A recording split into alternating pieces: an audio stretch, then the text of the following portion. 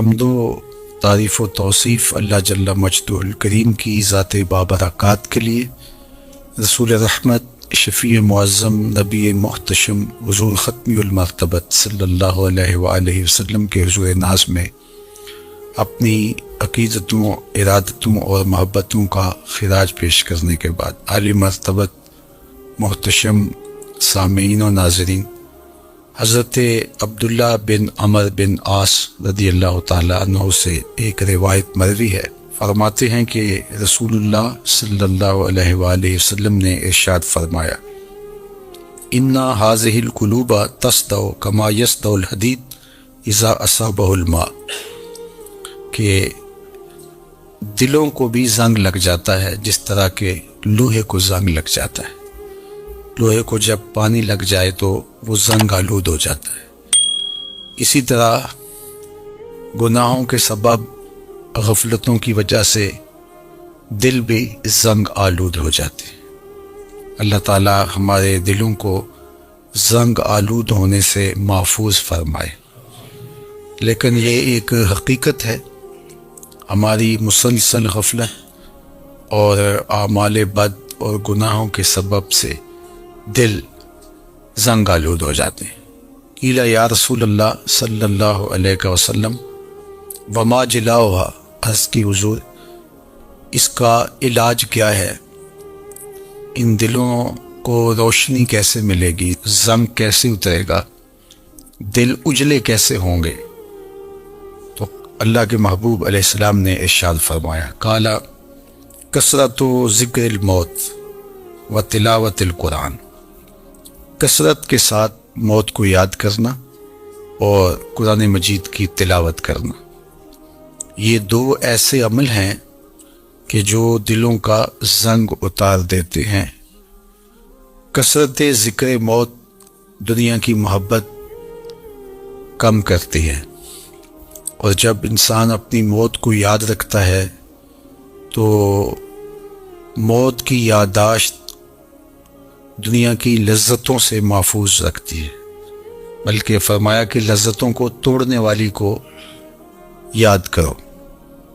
عرض کی یا رسول اللہ صلی اللہ علیہ وسلم لذتوں کو توڑنے والی کیا چیز ہے؟ تو فرمایا موت۔ تو موت خواہشات کو کم کرتی ہے، آرزوؤں کو محدود کرتی ہے۔ تو یہ ہمیں ہر وقت مستحضر رہنا چاہیے کہ ہم یہاں ہمیشہ کے لیے نہیں آئے، ہم نے کچھ عرصہ گزارنے کے بعد یہاں سے ایک اور دنیا کی طرف کوچ کر جانا ہے۔ یہ جب ہمارے تصور میں رہے گا اور ہم اس سے غافل نہیں ہوں گے تو پھر کبھی بھی ہم اللہ کی نافرمانی کی طرف نہیں آئیں گے، بلکہ اچھے اعمال کی طرف ہی ہماری رغبت ہوگی۔ دوسری چیز جو دل کو ستھرا کرتی ہے، دل کا زنگ اتارتی ہے اور اللہ کی معرفت کا رنگ دیتی ہے، وہ ہے تلاوت کلام مجید۔ تلاوت کلام مجید اللہ جل شانہ کا ایک ایسا انعام ہے اس امت کو جو دیا گیا، جو ہم راتوں کی تنہائیوں میں اور دن کے اجالوں میں کرتے ہیں۔ ہماری نمازوں کے اندر قرآن مجید کی تلاوت کو رکھا گیا، ہمیں قرآن مجید کی تلاوت کی ترغیب دی گئی۔ تو یہ اللہ کا کلام ہے، اور اللہ کے کلام کی جو تاثیرات ہیں وہ دلوں کو نور بخشتی ہیں۔ تو جب دل قرأت قرآن سے، تلاوت کلام مجید سے، قرآن مجید میں غور و فکر اور تدبر کرنے سے دلوں کو معرفت الہیہ نصیب ہوتی ہے اور دلوں کو نور ملتا ہے، دل اجلے ہو جاتے ہیں اور پاکیزہ ہو جاتے ہیں۔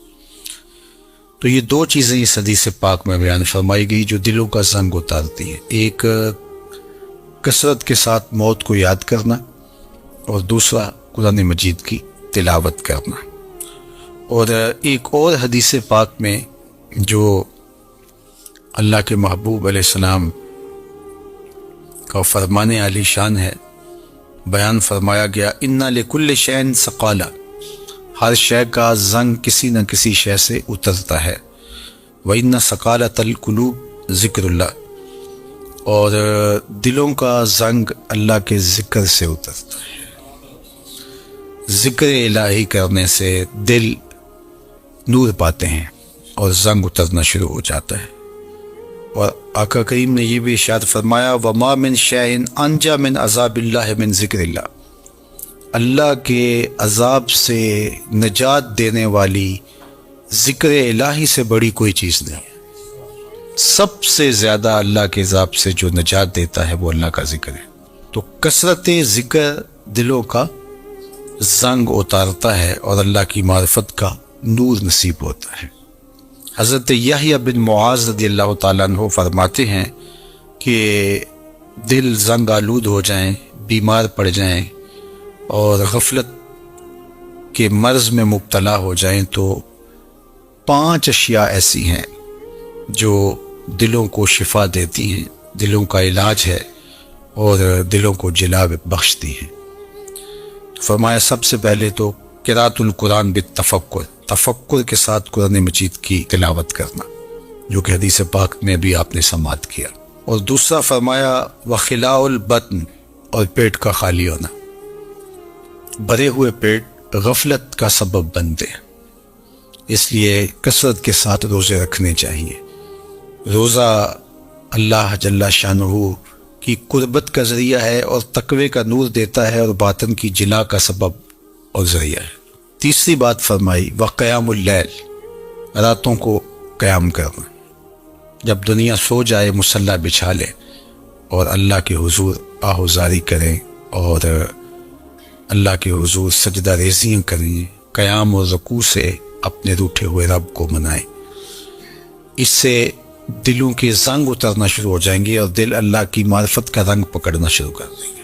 اور چوتھی چیز انہوں نے بیان فرمائی وَالتَّضَرُّعُ عِنْدَ السَّحَرِ، سحری کے وقت مصلی کے اوپر بیٹھ کے رونا۔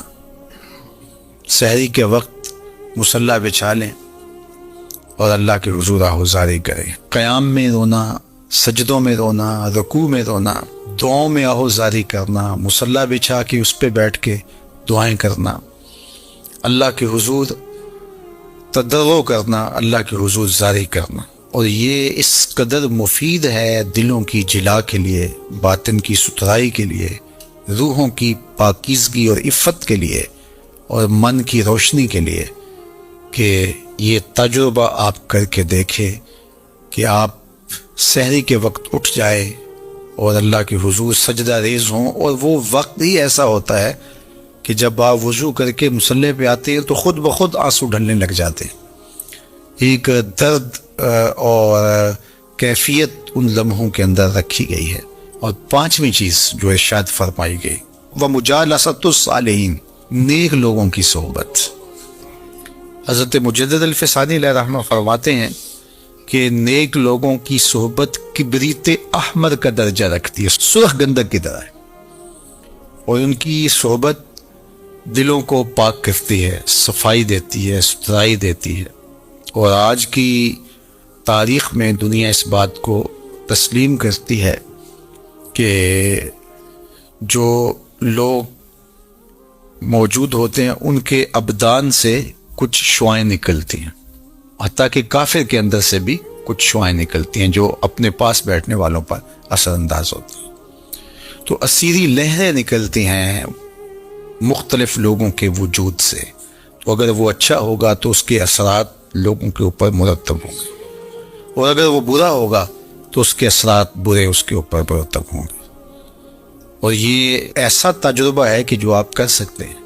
اچھے لوگوں کی صحبت میں بیٹھنا اٹھنا شروع کریں، خود بخود آپ محسوس کریں کہ ایک اندر کچھ اتر رہا ہے، نور اتر رہا ہے، روشنی اتر رہی ہے۔ اچھے لوگوں کی صحبت میں بیٹھ کر رغبت دنیا کم ہوتی ہے، رغبت آخرت بڑھ جاتی ہے، انسان اپنا محاسبہ کرنے لگ جاتا ہے، نیکی کی طرف اس کے قدم اٹھنے لگ جاتے ہیں، برائی سے رکنا شروع کر دیتا ہے۔ اور برے لوگوں کی صحبت میں بیٹھنا شروع ہوں گے تو آپ کی نمازیں چھوٹنے لگ جائیں گی، آپ کی نظر میں ناپاکیزگی آنے لگ جائے گی، آپ کی سوچوں میں آوارگی آنے لگ جائے گی، طلب دنیا بڑھنا شروع ہو جائے گی، تکبر، رونت، غرور، یہ سب کچھ اترنا شروع ہو جائے گا برے لوگوں کی صحبت سے۔ اس لیے برے لوگوں کی صحبت سے ایسے بھاگا جائے جیسے کسی موذی جانور سے بھاگا جاتا ہے۔ رومی نے تو کیا خوب کہا کہ تا توانی دور شو از یار بد، یار بد بدتر بود از مار بد۔ کہا جہاں تک ممکن ہو برے یار سے دور رہے، اور پھر فرمایا کہ برا یار برے سانپ سے بھی برا ہے۔ وہ کیوں؟ کہا کہ سانپ لڑتا ہے تو جان لیتا ہے، برا یار لڑتا ہے ایمان لیتا ہے، آخرت برباد کر دیتا ہے۔ اس لیے اچھے لوگوں کی صحبت کو تلاش کرنا چاہیے، اور اچھے لوگ مل جائے تو ان کی صحبت کو غنیمت سمجھنا چاہیے۔ مجھے واصف علی واصف مرحوم کا ایک جملہ یاد آیا۔ انہوں نے کہا تھا جس شخص کے بارے میں تمہیں شک ہونا کہ اللہ کے قریب ہے، اس کے نیڑے لگ جاؤ۔ تمہیں شک بھی پڑ جائے کہ یہ بندہ اللہ کے قریب ہے تو پھر اس کے نیڑے لگ جاؤ، اس کی غلامی اختیار کر لو، اس کی نوکری اختیار کر لو، اس کی صحبت اختیار کر لو۔ تو یہ 5 چیزیں حضرت یحییٰ بن معاذ فرماتے ہیں کہ اجڑے ہوئے دلوں کو آباد کر دیتی ہیں، بیمار دلوں کے لیے پیام شفا ہے، اور دلوں کے زنگ اتار کے اللہ کی معرفت کا رنگ دیتی ہیں۔ اور ان میں سے قراءۃ القرآن بالتفکر، دوسرا خلاء الباطن، تیسرا قیام اللیل، اور چوتھا التضرع عند السحر، اور 5واں مجالسۃ الصالحین، نیک لوگوں کی مجلس صحبت۔ میاں صاحب نے بھی کہا تھا صحبت مجلس پیر میرے دی بہتر نفل نمازوں، ہک ہک سخن شریف سونے دا کردہ ماہر مرازوں۔ اللہ اکبر۔ چونکہ ظاہر ہے جو خیر پر مشتمل بندہ ہوگا تو وہ جب بھی بیٹھے گا خیر ہی بانٹے گا۔ الاناؤ یترشع بما فیہ، برتن سے وہی ٹپکتا ہے جو برتن کے اندر ہو۔ تو کسی اچھے آدمی کی صحبت میں آپ بیٹھیں گے تو وہ خیر ہی دے گا، وہ آپ کے لیے رحمت کا سبب و ذریعہ بنے گا۔ اور برا آدمی چونکہ اس کے اندر ہی شر ہے، اس کے اندر ہی برائی ہے، تو وہ خیر دے ہی نہیں سکتا چونکہ اس کے اندر ہے ہی نہیں، تو اس کے اثرات ضرور مرتب ہوں گے۔ اور اللہ کے محبوب علیہ السلام نے اچھے جلیس اور برے جلیس کی مثال دی کہ جو اچھا جلیس ہے، فرمایا اس کی مثال عطر بیچنے والے کی ہے، یا تو وہ آپ کو تحفہ دے دے گا، جس طرح کہ عطر بیچنے والوں کی عادت ہوتی ہے کہ وہ تحفہ دیتے ہیں، یا پھر اس سے آپ خرید لیں گے، آپ کو عطر اچھا لگے گا، انسانی طبع کو خوشگوار لگتا ہے تو آپ کہیں گے کہ یہ مجھے دے دیجئے۔ اور تیسری بات فرمائی کہ اگر نہ وہ تمہیں ہدیہ کرے اور نہ تم خرید سکو تو جب تک اس کے پاس بیٹھے رہو گی خوشبو آتی رہے گی۔ اور برے جلیس کی مثال فرمائی کہ وہ بٹی تھونکنے والے کی ہے، یا تو کوئی چنگاری اڑے گی اور تمہارے کپڑوں پہ پڑے گی اور ان کو جلا کے خاکستر کر دے گی، اور اگر ایسا نہیں ہے تو جب تک بیٹھے رہو گے تمہیں اس کی بدبو سے اور تعفن سے تکلیف پہنچتی رہے گی، اور اس کے دھوئیں سے تمہیں اذیت پہنچتی رہے گی۔ اب تمہارا انتخاب ہے کہ تم اچھے لوگوں کی صحبت میں بیٹھتے ہو یا برے لوگوں کی صحبت میں بیٹھتے ہو۔ تو دلوں کا علاج پھر اللہ کے ذکر سے ہے۔